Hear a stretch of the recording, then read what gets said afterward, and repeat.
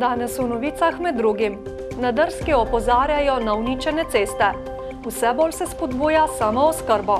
Vsakemu novorojenčku podarijo brezo.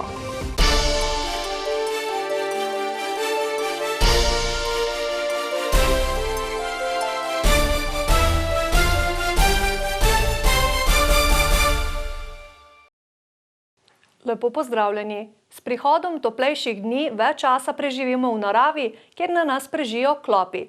Slovenija sodi med države, v katerih je povečana možnost okužbe s povzročitelji bolezni, ki jih prenašajo klopi. Pri nas je najpogostejša limska borelioza, sledi klopni meningoencefalitis, proti kateremu se lahko zaščitimo s cepljenjem. Klope najdemo povsod, tudi na domačem vrtu. Vboda klopa niti ne občutimo in ga lahko spregledamo. Posledica okuženega klopa je lahko limska borelioza, ki se pojavlja predvsem od maja do oktobra, ko so klopi najdejavnejši. Vsako leto na novo se nekako na Nacionalnem inštitutu prijavi približno 4000 do 7000 primerov. Glede klopnega meningoencefalitisa je pa v zadnjem desetletnem povprečju nekako 170 novih okužb vsako leto. Cepiva proti boreliozi ni, zato je pomembna zaščita pred vbodi klopa z dolgimi in svetlimi oblačili ter spreji. Limska borelioza, kot rečeno, bakterijska okužba, najlažje prepoznamo tako, da se približno po nekaj dneh do enega meseca po okužbi se pojavi taka značilna rdečina, se pravi rdečina, ki nas ne boli, v sredini pa začne ta rdečina bledeti. Zdravnik nam bo za zdravljenje predpisal antibiotik, če okužbo spregledamo, pa so posledice še več mesecev ali let pozneje lahko zelo neprijetne tako za sklepe, kožo, živčevje kot srce. Klopnemu meningoencefalitisu, virusni bolezni, za katero v zadnjem desetletju letno povprečno zboli približno 170 oseb, pa se lahko izognemo tudi s cepljenjem. Prvi znaki so podobni gripi, a se pozneje poglobijo.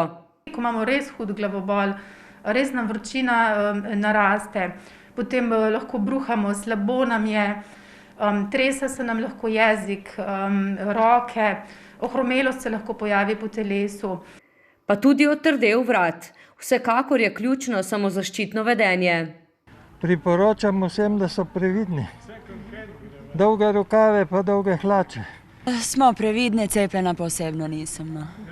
Ja, jaz sem cepljena, drugače, ampak pa ja, merkaš se malo. Imamo neke te spreje, pa to za klope.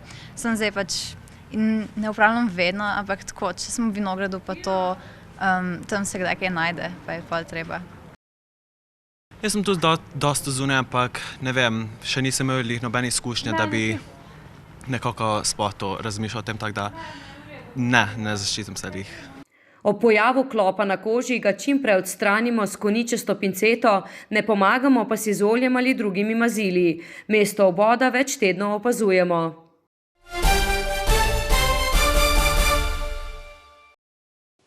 Največja krajevna skupnost po številu prebivalcev v mestni občini Novo mesto je krajevna skupnost Drska, v kateri živi med 5 in 6 tisoč prebivalcev.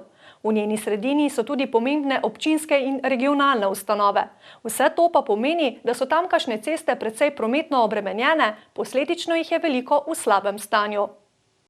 Kot nam je zaupala predsednica krajevne skupnosti Drska Mira Retelj, si želijo obvoznico od ulice Slavka Gruma do Šmihela.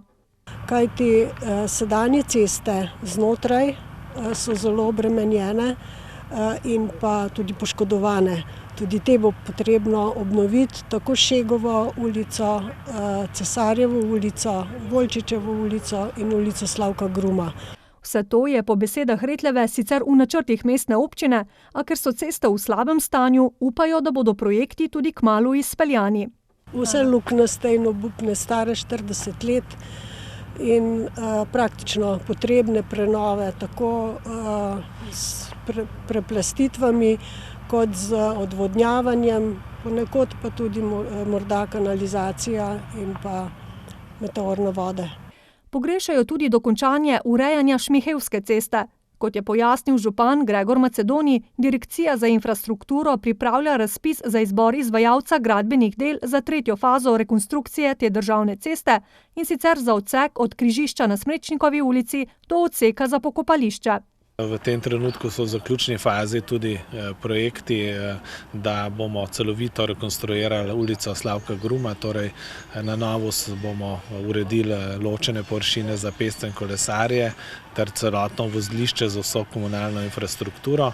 Trenutno je v teku tudi obnova Topliške ceste, s katero odpravljajo vrzel v kolesarski infrastrukturi. Sicer pa je ta del mesta po županovih navedbah precej vpet v prihodnje prometne načrte.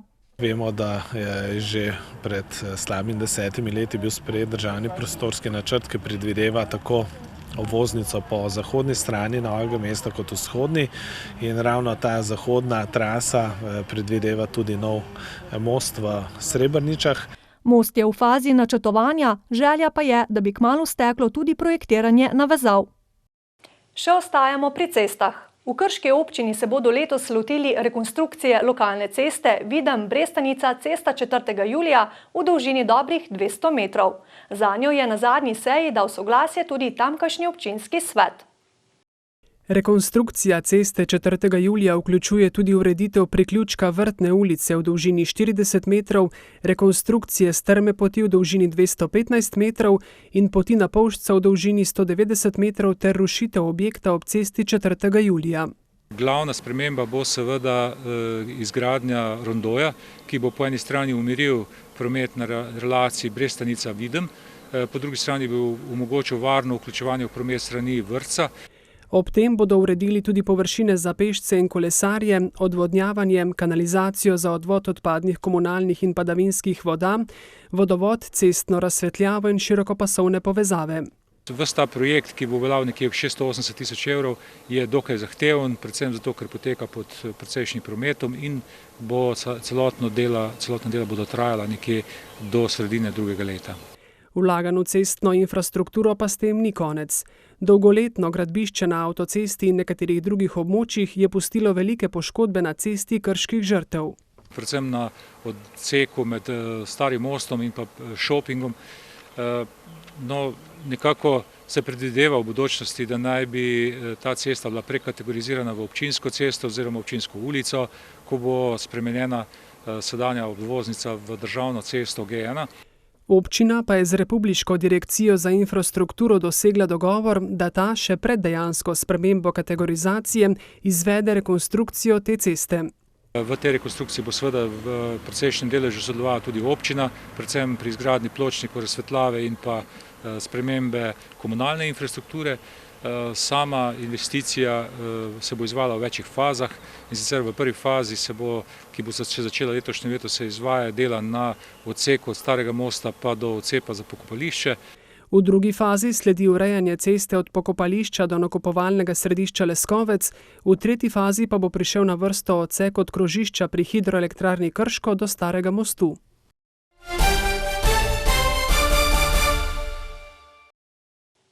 Samooskrba je v teh časih vse pomembnejša in jo vse bolj spodbujajo.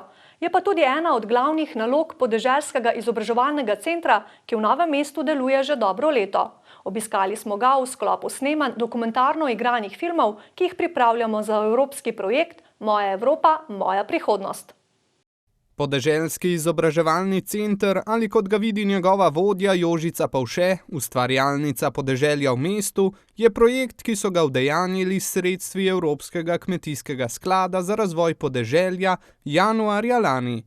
Na Bregu v novomeškem mestnem jedru ponujajo široko ponudbo z lokalnimi produkti.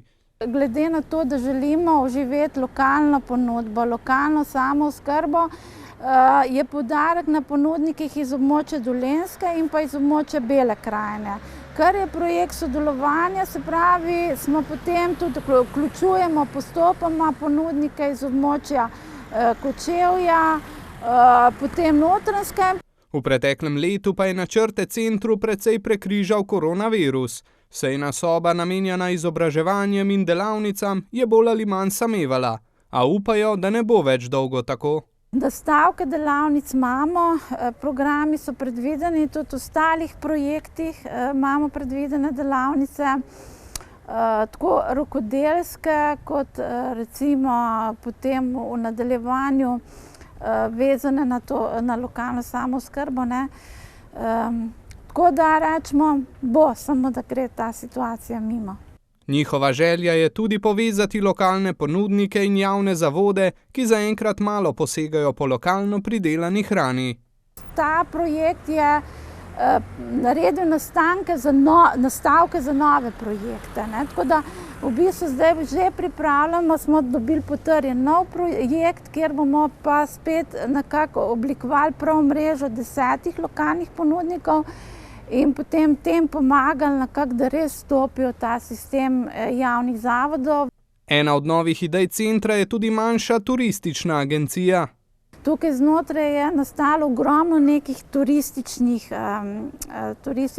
to se pravi takih manjših projektov, vsebin, ki jih je smiselno videti, ki mogoče niso komercialno toliko zanimivi za trženje enih večjih agencij, za nekoga, ki pa res želi neko okolje doživeti, začutiti, so pa prav te vsebine primerne. Po dobrem letu delovanja tako podeželski izobraževalni center ocenjuje kot uspešen projekt.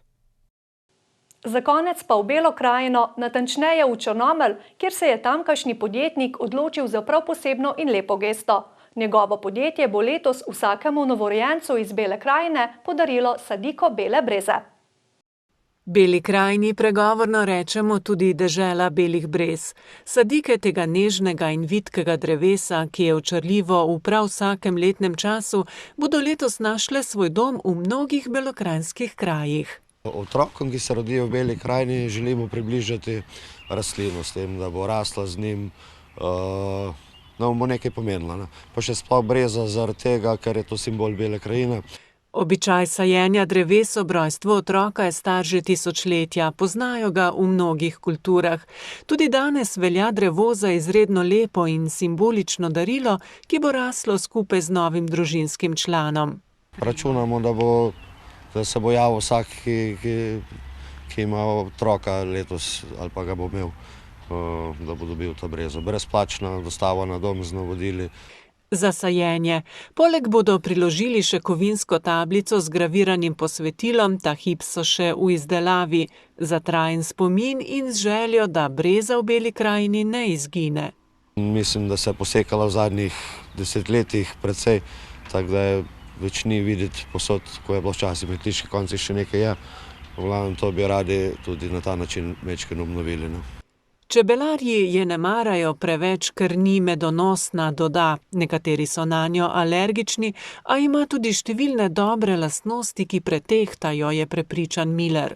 Po drugi strani pa ona ful čisti zrak, hitro raste, da se marsikaj celo napitek iz nje narediti. Tako da pa res simbol Bele krajine. Tudi ime Bela krajina je dobila po brezah. Tako da meni se vidi, da jo je smiselno obdržati oziroma razmnoževati. Tudi zato, ker je izjemno nezahtevna za vzgojo. V dobrem tednu, odkar so začeli z akcijo, se je javilo že blizu 30 mladih družinic. Zdaj, če akcija bo dobra, mislim, če bo uspešna in če bo davala pozitivne rezultate in če bojo te breze dejansko uspele, da jih ne bojo pustili, da bo nekaj pocrkalo, bomo šli tudi drugo leto mogoče naprej v to akcijo. Za letos pa sigurno velja. Za vse, ki se rodijo v Beli krajini.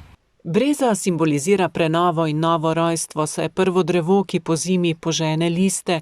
Njena zasaditev pa ne bo le spomin na srečni dogodek, temveč tudi prispevek k ohranjanju narave in okolja. 15. april je posvečen mladim prostovoljcem po vsem svetu, ki svojim prostovoljnim delom pomagajo prispevati k bolj kakovostnemu življenju v skupnosti. Toliko v današnjih novicah, hvala za pozornost in lahko noč.